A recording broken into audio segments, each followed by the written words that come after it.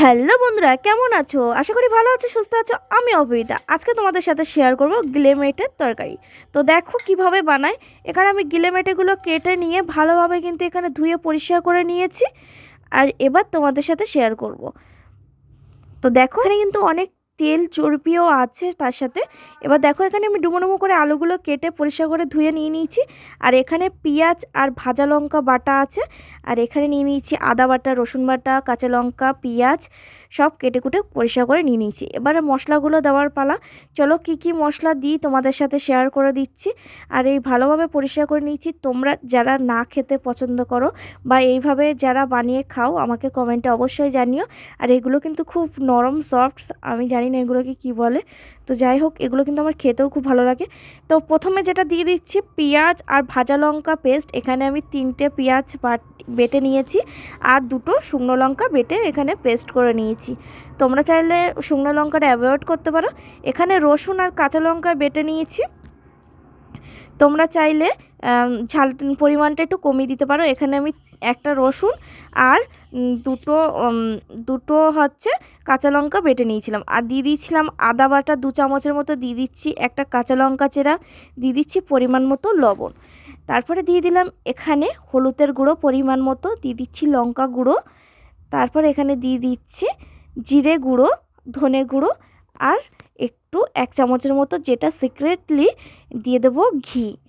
দিয়ে এবার সবগুলোকে কিন্তু ভালোভাবে ম্যারিনেট করে নেওয়ার আগে একটু দিয়ে দেবো 1 চামচের মতো সাদা তেল। তোমরা সাদা তেলটা না দিতেও পারো চাইলে, আবার চাইলে ঘিটা অ্যাভয়েড করতে পারো। ঘিটা অপশনাল, আমার টেস্ট অনুযায়ী ভালো লাগছিল তাই আমি দিয়েছিলাম। তোমরা কখনো ঘি দিয়ে এরকমভাবে মেখে রান্না করে দেখো, খেতে কিন্তু অসাধারণ হয়। তো আমি এবার হাত দিয়ে ভালোভাবে কিন্তু চটকে চটকে মেখে নিব, কারণ যত ভালোভাবে কিন্তু মাখবো এগুলোর সাথে কিন্তু ভালোভাবে মশলাটার সাথে মিশে মজে যাবে। এবার চলো আলুটা ভেজে নেওয়া যাক। কড়াইতে দিয়ে দিচ্ছি 1 চামচ থেকে 2 চামচের মতো ঘি, যেটা রান্নায় মেন লাগবে। সাদা তেল না ইউজ করলেও চলবে। তা আমি দুটো মিক্স করেই করছি। এখানে দিয়ে দিয়েছি সাদা তেল। এবার একে একে আলুগুলো দিয়ে ভেজে তুলে নেব। তো দেখো এখানে আমার একটা আলু খারাপ বেরিয়েছিল, তাই আমি তুলে নিয়ে এবার বাকি আলুগুলো ছেড়ে দিচ্ছি দেখে দেখে, কারণ নতুন আলুর ভেতরে অনেক রোগ থাকে, তো সেটা দেখে নিয়ে রান্না করা মাস্ট। কিন্তু আমি ওটা দেখতে পাইনি, ভুল করে চলে গেছিলো, তো সেটা নিয়ে ফেলে দিয়েছি। তো এবার দিয়ে দিচ্ছি আলুগুলো দিয়ে দেওয়ার পরে এখানে দিয়ে দিলাম লবণ। তারপর এখানে দিয়ে দেবো হলুদের গুঁড়ো, দিয়ে আলুটা কিন্তু ভালোভাবে নাড়াচাড়া করে লাল লাল করে ভেজে তুলে নেব। দেখো আমি আলতো হাতে নাড়াচাড়া করে কিন্তু এখানে ভেজে নিচ্ছি খুব সুন্দর করে। আলুটা ভেজে আমার তুলে নেওয়া হয়ে গেছে। এবার ওই তেল ঘিতে দিয়ে দিচ্ছি একটা তেজপাতা আর একটা শুকনো লঙ্কা চিড়ে দিয়ে দিলাম। এখানে দিয়ে দিলাম একটা পেঁয়াজ কুচি মিডিয়াম সাইজে, দিয়ে দিলাম 2টো কাঁচা লঙ্কা চেরা। দিয়ে সবগুলোকে নাড়াচাড়া করে পেঁয়াজটা একটু লাল লাল হয়ে এলে দিয়ে দেব গিলে মেটে মিক্স করে রাখা গিলে মেটে, মানে যেটা মেখে রেখেছিলাম ওটা দিয়ে দেবো এখানে। দিয়ে সবগুলোকে এবার নাড়াচাড়া করে মিশিয়ে নিচ্ছে এখানে। দেখো খুব সুন্দর করে এবার কষিয়ে নেবো। এটা রান্না হতে কিন্তু বেশিক্ষণ লাগে না। যা যেটুকু তুমি গোছান গাছান করতে যেটুকু টাইম লাগে তারপরে কিন্তু বেশিক্ষণ লাগে না। আর হ্যাঁ, গিলে মেটেটা তোমরা 1 ঘন্টা থেকে আধা ঘন্টা ঢেকে রাখলে ভালো হয়, কিন্তু আমার হাতে টাইম ছিল না, তাই আমি সাথে সাথে রান্নাটা বসিয়ে দিয়েছিলাম। কারণ আমি এটা রান্না করছি রাত 12টার সময়, কারণ প্রচুর দেরি হয়ে গেছিলো গিলে মেটেটা রান্না করতে। তো তার জন্য তোমাদের সাথে এই ভিডিওটা এড করতে করতে 11টা বেজে গেল, 12টা বেজে গেছিলো, সরি। তো আলুটা দিয়ে আর একটু ভালোভাবে ঢেকে ঢেকে কষিয়ে নিচ্ছি, যাতে আলুটা তাড়াতাড়ি সিদ্ধ হয়ে যায় তোমাদের। তো তার জন্য দেখো এখানে আমি ভালোভাবে কষিয়ে নিচ্ছি, কারণ 12টা বেজে গেছিলো খেতে খেতে, ওর জন্য কিন্তু আমি এই রান্নাটা ঝটপট বসিয়ে দিয়েছিলাম। নাহলে এটা যত টাইম ম্যারিনেট করে রাখতে পারো তত কিন্তু ভালো।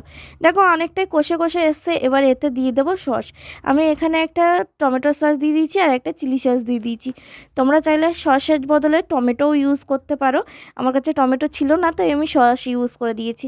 এবার সবগুলোকে ভালোভাবে নাড়াচাড়া করে এখানে মিক্স করে আর 10 থেকে 15 মিনিটের মতো কষিয়ে নেবো। দেখো যত কষাচ্ছি মাংসের কালারটা কিন্তু অসাধারণ আসছে, তোমরা দেখলে বুঝতে পারবে। আমার তো খুবই ভালো লাগছিলো। তোমরা চাইলে কিন্তু এভাবেও খেতে পারো, কিন্তু আমি একটু ঝোল ঝোল করবো, কারণ আমার বাড়িতে এত শুকনো শুকনো খেতে ভালোবাসে না কেউ। তো তার জন্য একটু জল জল করব। তো দেখো এখানে আমি দিয়ে দিচ্ছি পরিমাণ মতো জল, একদম সামান্য দেবো, বেশি জল দিলে ভালো লাগবে না। আর এতে কিন্তু যেটুকু আলু সিদ্ধ হতে বাকি আছে ওটুকুও কিন্তু সিদ্ধ হয়ে যাবে। তো চলো ভালোভাবে নাড়াচাড়া করে 10 মিনিটও লাগবে না, 5 মিনিটের মতো জাল করে নিয়ে এতে দিয়ে দেবো বেটে রাখা গরম মশলা। তোমরা চাইলে গরম মশলার গুঁড়োও ইউজ করতে পারো, মিট মশলাও ইউজ করতে পারো, কিন্তু এখানে আমি শুধু বাটা যে গরম মশলাটা হয় শিলে বাটা ওটা দিলাম, কারণ আমার শ্বশুরমশাই এভাবে খেতে পছন্দ করে তাই দিয়েছি। আর খেতে কিন্তু অসাধারণ, আর গন্ধটা অসাধারণ লাগছিল। আমার তো খুবই ভালো লেগেছে। তোমরা বাড়িতে ট্রাই করে দেখো, কেমন লাগলো কমেন্টে জানাতে কিন্তু একদমই ভুলবে না। আজকে ভিডিওটা টাটা, বাই বাই।